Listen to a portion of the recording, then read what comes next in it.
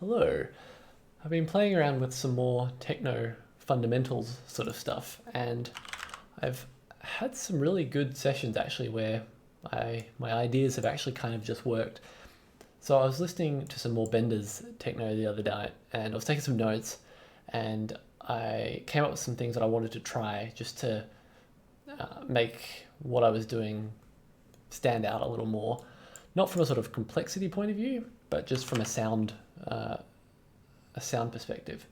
So I'm going to start with just some really simple techno. We'll have a kick and a hat like so. We'll just wire all this stuff up, reset, run, and a clock to go in the clock.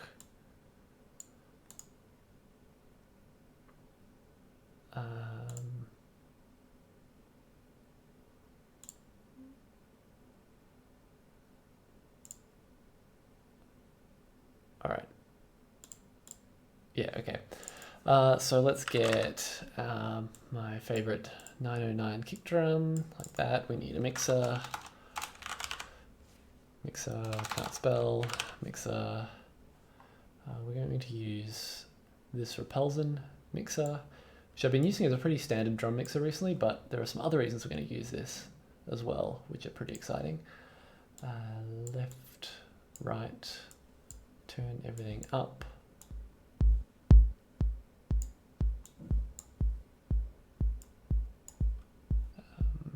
Cool, so we have a kick, and then for some hats, we're going to use, just to make things up, I've been playing around with these horror modules and I really like them. So, no, not that one. Horror hats, where are they? Hi-hat, this one. So that can go to trig, and then hi-hat.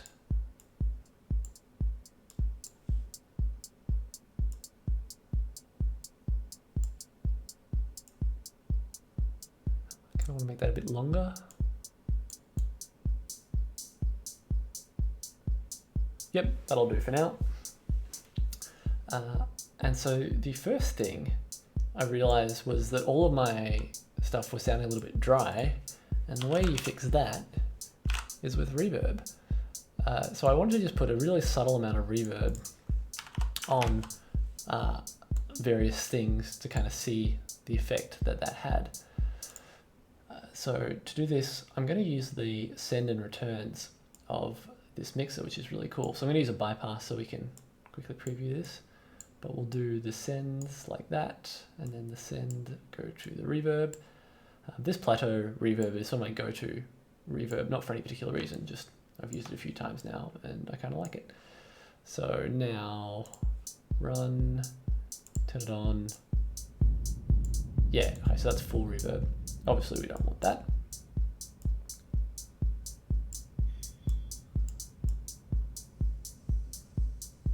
So we don't want very much, but just having a bit of noise in the background,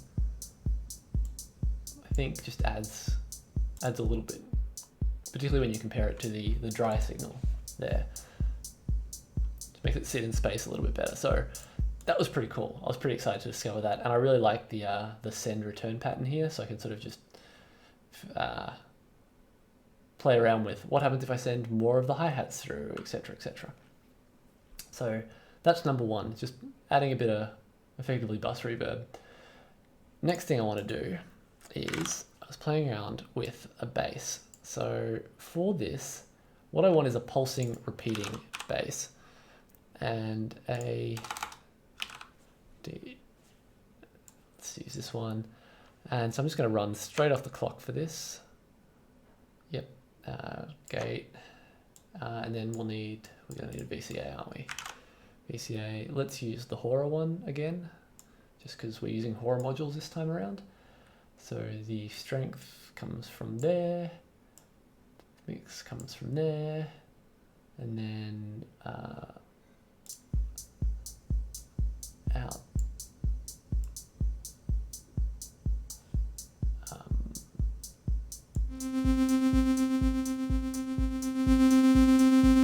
That's quite loud now.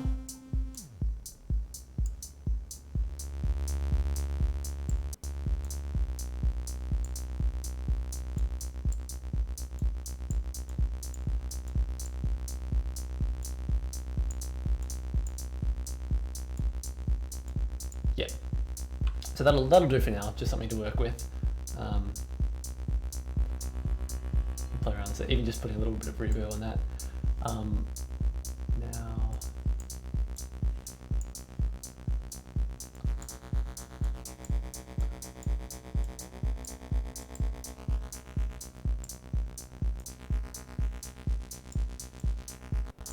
play around with that. Well, actually, no, let's do, let's grab an LFO, just really slow LFOs.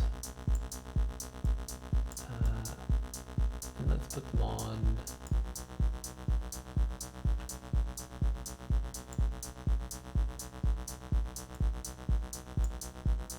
Just to, I don't know, now it'll move over time. That's fun. But the thing I don't like about this is it sounds kind of robotic, just this repeated dang dang dang dang dang dang. And what I wanted to try doing was sidechaining that using the kick to try and get a bit more motion going along.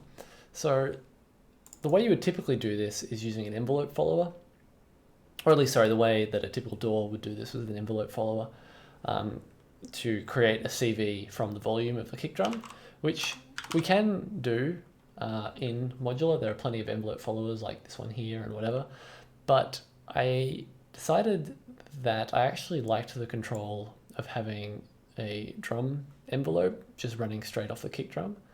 Sorry, not off the, yeah, running straight off the kick drum gate. So we'll trigger it from the same gate as the kick drum. And I'm going to use a scope here to help explain what's going on. So if we run that, and I'm going to turn that down for the moment. So that's our that's what we're getting at the moment. So we want some. We need to effectively create some space that we're going to then invert and cut out of the bass volume.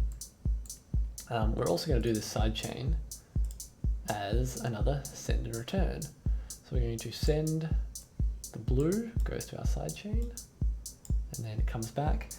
Now that I'm thinking about it, the sidechain should probably happen before the reverb, but whatever, it doesn't matter for now. So we're going to, the way this is going to work is we're going to need a VCA. And so our sends are going to go to the inputs, and then our outputs go to the return. And now the strength needs to be the inverse of this, and the way to do that is to use an attenuator. So we're going to send that. So we're going to offset it up to the top and times it by -1, and that's how you get this inverse signal, which we can then throw into our strength of the volume. And now we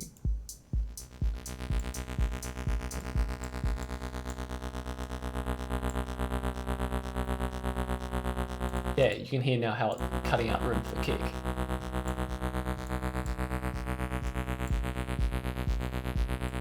Which I think is pretty cool. And that's a pretty aggressive sidechain there. But you can use the attenuator to reduce the amount. If you like, you could also use the strength knob here, although that's more a pain because you have to modify both to get the left and right channels. But yeah, and we can sort of, now we can sidechain anything by just throwing it out this this send. So that's cool. So if we turn everything up,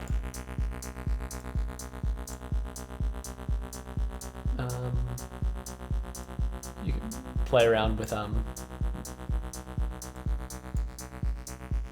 that's taking everything out. So being able to play around with the whole time is really cool.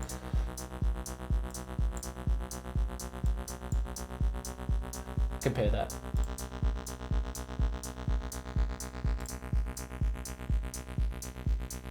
Now it just like moves much more nicely just with that side chaining. So I was really happy with that discovery. Oops, oh that's really ugly. That is a downside of, how would that happen? Because the gate should have been, something is held, gate, the clock. Oh, it holds the clock high. Ah, that's really interesting. Sometimes it holds the clock. It holds the clock on whatever it was when you stop it. Okay, well, we can do it. Let's just do it like this.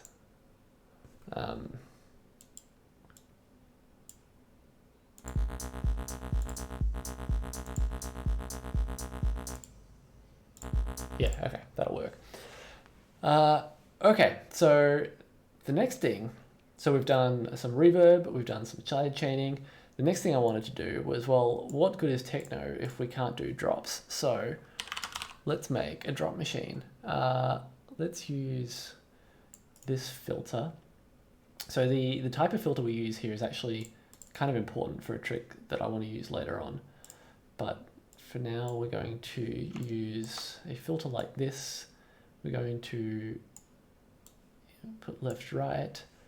I'm not really sure, kind of maybe a function of this mixer, it might be nicer to put the filter somewhere else so we don't need to have two filters for both left and right channels. Or maybe that's just what we do. I don't really know. But let's use a high pass like that. And then, because we don't want to control them independently, we'll just grab one of these knobs and wire it up to the cutoff. Oops. So now, oops.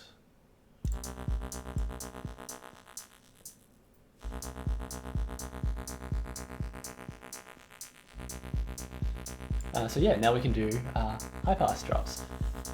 But one thing I noticed playing around with this was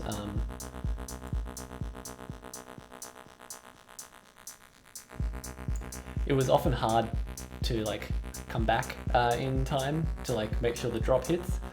And I was playing around with Jodie, and she was sort of trying to time it right, and getting the timing right is kind of subtle, particularly if you're doing a mouse is much harder than using a knob. But this is modular, so let's fix it with an auto dropper. So this is not really a thing that's particularly useful, but it was fun to build. So what we're going to do is I want to build a thing that will automatically flick the, basically automatically slam the knob down on the start of the beat. And there's lots of different ways you could do this. But the way I'm going to do is I'm going to use a gate, no, a switch. That'll do. So I'm going to run the filtered ones through high and the unfiltered ones through low.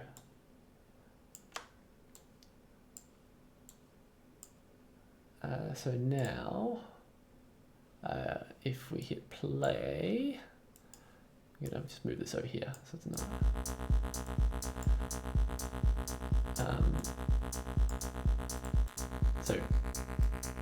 That needs to be latched. So now if we can make something that will automatically toggle at the start of the bar, we're going to be laughing. So I'm just going to have to pause for a second because I have an incoming call.